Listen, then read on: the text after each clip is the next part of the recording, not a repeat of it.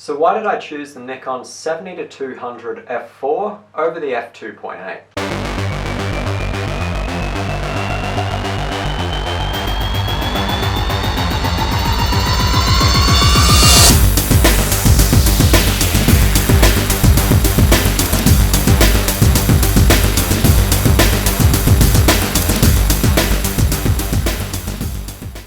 So recently I bought a Nikon 70-200 f4, but why? Let's start off by discussing my methodology. Before I buy any sort of photography gear, I do extensive research on that product. I also research into other products, maybe from different brands or even a completely different product. Now the research I do is between a lot of YouTube reviews, online reviews, and a site called DxOMark. Now DxOMark does extensive testing on camera bodies and lenses.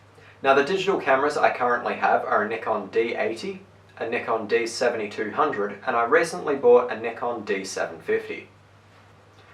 Now for why I chose the f4 over the f2.8. Well, for starters, the f4 is just plainly sharper. On the D750, where I will be using this lens mostly, the f4 is 6 perceptual megapixels sharper than the f2.8. This is a lot considering the D750 is a 24 megapixel body and we're getting 22 megapixels of sharpness. With the f2.8 you'll only get about 16 perceptual megapixels, which is quite a lot less. Now if we also look at the perceptual megapixel map under the measurements tab, we see that the f4 is sharp all the way up until about f22 at whatever focal length. On the other hand, the f2.8 is all over the place. The wider apertures up past about 85mm are going to be significantly less sharp, and the lens is not really sharp above f11. Looking at the field map, we also see a similar story. The f4 is sharp all the way to the edges pretty much no matter what you're doing, the only exception being when you're going to f32, and the f2.8 is all over the place again. Some apertures with some focal lengths are sharp with the f2.8, but otherwise, most of the time, it's not sharp towards the edges. Now there is a benefit with going with the f2.8, and that is just that it lets in more light. Which would be nice, but for the sort of photography that I'm doing, f2.8 is probably never going to be used at these focal lengths. The f4 is also lighter and smaller, making it easier to pack in a bag for travel. And lastly, the price. The f4 is over $1,000 cheaper than the f2.8, at least here in Australia.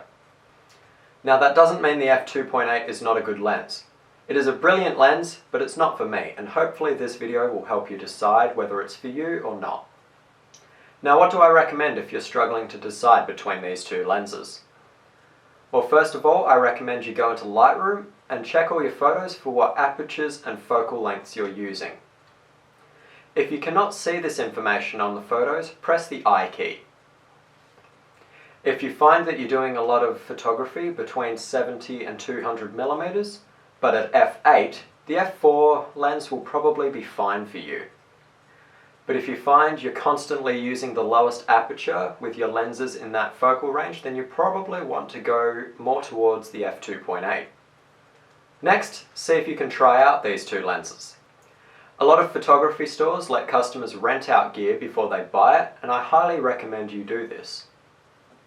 Renting a lens for a weekend will be 9 times out of 10 a lot cheaper than trying to flip the lens after you've used it because you found out you've got the wrong one.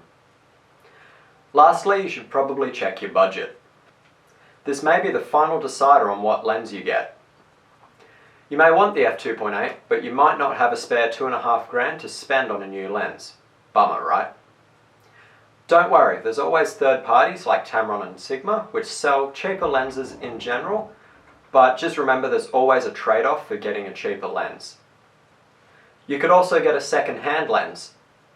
In general, lenses are very durable, but make sure you check out who you're buying it from beforehand, and if possible, check out the lens before you actually spend the money.